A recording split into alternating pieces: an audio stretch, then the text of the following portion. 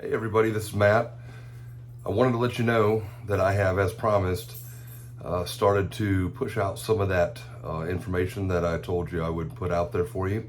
Those of you who want to see the technical side of things and hear more a little bit about that Paramount white collar crime case that was the largest in Louisiana's history that I fought and successfully walked through.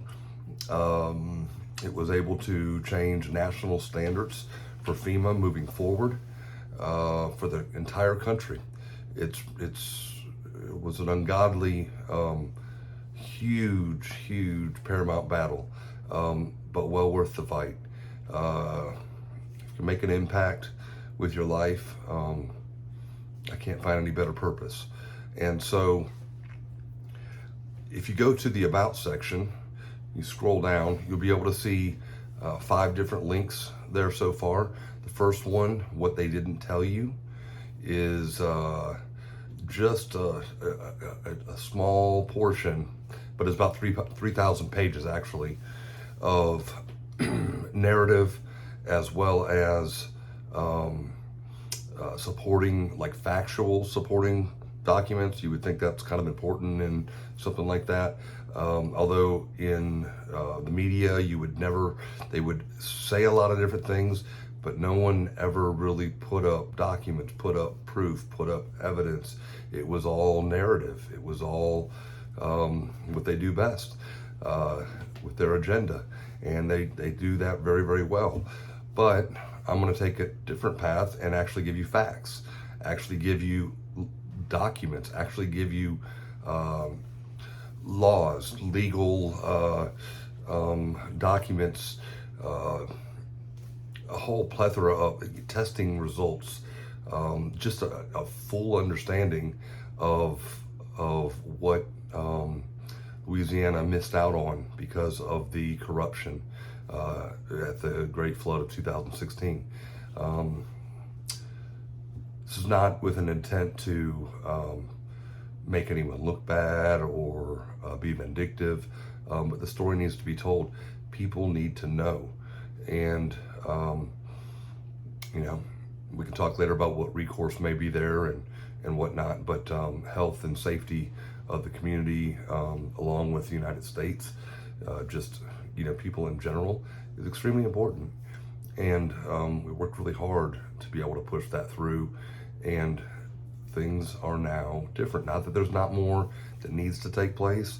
There's always room for more improvement, but paramount things were changed within our disaster recovery process and flooding within FEMA guidelines and insurance related things in order to do things better, to put people back safely in their homes rather than building right back over contamination. Sad story. And so that first document's, I think, about 20 pages written and about 3,000 pages of supporting events and documents, but it only narrates about halfway through the story. And so the finality of it, you'll have to stay tuned for. This was a document that we had compiled as we were fighting that Paramount battle, that legal battle, and didn't want to deal with it in the media. And my legal team put it together in order to just, blow away what was being said, show some proof. That's really what it should be based on, right? And so we're actually going to go on the factual side of things and put it in your hands to assess. And so the finality and how things turned out is not drafted in that document. We will get to that a little bit later. But there's that. There's police reports that were covered up, that were not even included and turned over to us. Pages out of police reports. East Baton Rouge Sheriff's Office deputy who had interviewed the FBI, the Attorney General's office, and the Louisiana State Board of Contractors office had been investigating for several months, and First 8 pages of the report talks about he goes in and takes a look at things at a property, at a client's house, and says it looks to be done in stellar condition, the contract looks to be in order, nothing further at this time. Then there's a 1-page addendum that is added to the report by this East Baton Rouge Sheriff's detective, and he comes in and updates it and says, I went and I've spoken with the FBI, the Attorney General's office, State Board of Contractors. After speaking with agents from each of those agencies, they all say no crime has been committed. There's nothing wrong. Both parties are working through things civilly with their civil attorneys because there was dispute on, they stopped paying us to be able to continue to move forward and trying to navigate that process, which is just part of civil. It's not criminal. It's part of business. And so, but what's funny is this detective, when he comes in and puts that 1-page supplement, which he was told not to from higher up apparently, just a couple days after that, he was put on administrative leave.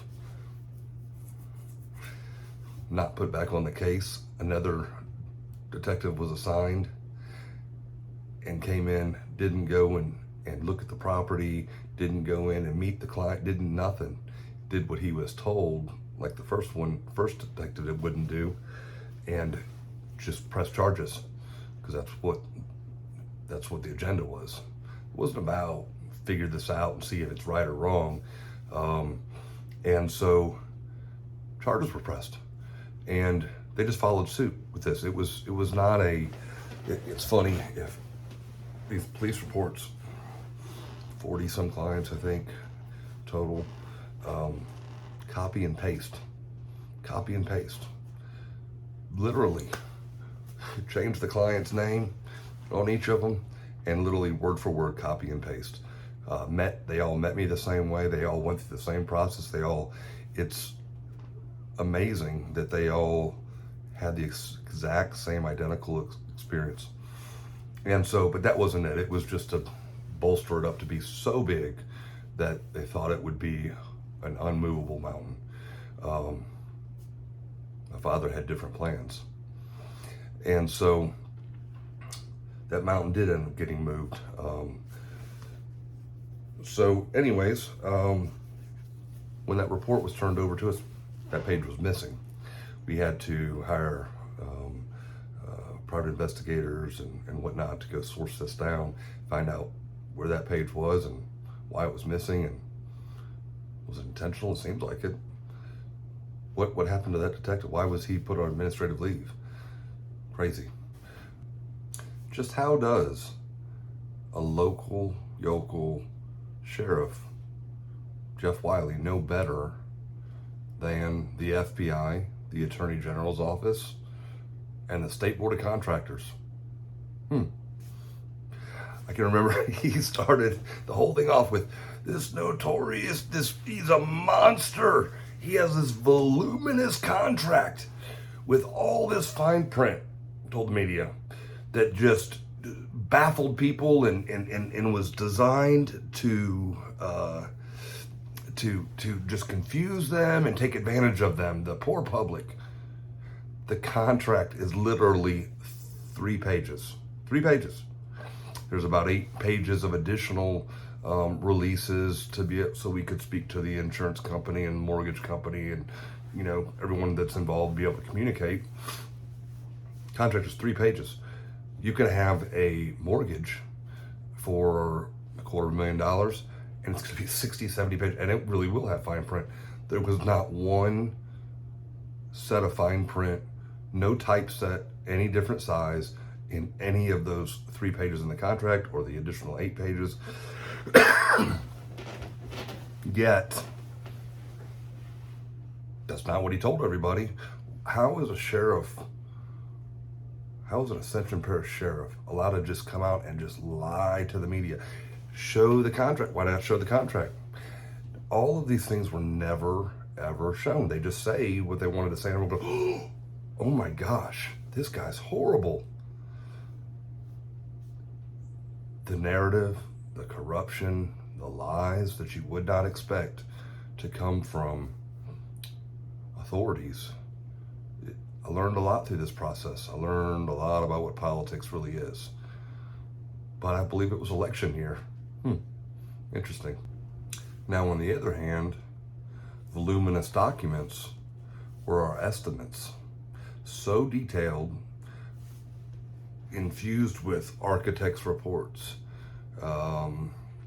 IEPs or indoor environmental professional reports, engineer reports, hundreds, if not thousands, of pictures before, during, and after, line item detail to the T, estimates. I think the average estimate that was turned in through the whole process was so detailed, 1,600, somewhere in that range, 1,600 pages. Pretty detailed. I'm hoping this is going to help other industry professionals. They can take a look at some of our work product, hopefully glean some information as to how to write a good estimate, how to be very detail oriented to get the best results out of not having ambiguity or whatnot. You remember one of the detectives told me, that was part of it. The devil's in the details. You had so much detail. You could have just wrote turnkey this much for this much money. But they looked and searched and tried to find anything they could find but they did not take into account that there was a revision process left open to the client throughout the whole process. You never, going through a disaster, adjusters don't know up front. When they write their estimate, they can't see all of the damage until you tear open things, until you see what's damaged. It's a tedious process. It's a rolling process, if you will, that always has to continually get updated as more information is gathered. It's not like giving an estimate on a new construction house off of a set of architectural plans. You've never seen this project before. You've got to start immediately. You assess it, you get as much detail up front, and then it's got to be continued to be supplemented. And that process was in the contract and available and part of it. And so work feverishly to document with pictures, videos, so on and so forth, so to where it's not up for question. There is no dispute. That's the best way within the industry. So